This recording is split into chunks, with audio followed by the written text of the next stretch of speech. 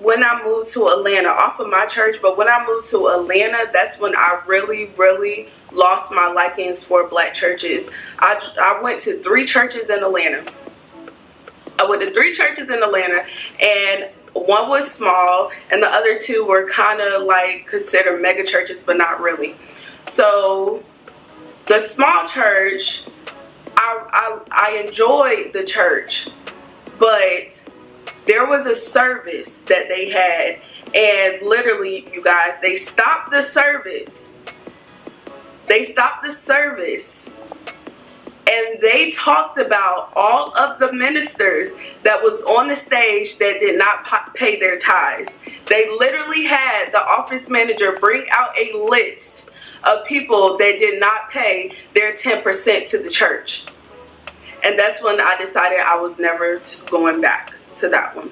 So then I went to another church, and at that church, it was a really show me church. Like, you could tell as soon as you walk in, it was a show me church. Now, what changed my viewership, now I went to the church, I say I went there for a good 2 or 3 months, but I just could not get with the new stuff. Like, I really couldn't get with it. So when I first got there, they had the ATMs and stuff like that. I cannot stand seeing ATMs in the church. I really did not like that. But I was like, I'm there for the word. And I liked the way he talked. Like, I like preachers that teach lessons throughout services. That's the type of preacher that I like. So I did enjoy that. But I noticed the more and more I went to that church, the more stuff used to bother me. And I'm talking finances. Like, if a pastor liked what he liked, if he liked the finer things in life, that's fine. But I did start to notice little things. I did started to notice that, we'll have a fund.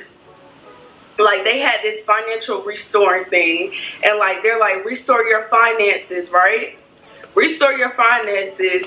And I'm like, oh, these are classes that we could go to help us with, student loan debts, or paying off our car, or purchasing a house and stuff like that. And they'll be like, all for a down payment of $199. So you have to pay $199 to the church to learn how to work out your finances. So I'm thinking $199, you have over 20,000 members. Well, that's an exaggeration. You have over 2,000 members, however many members.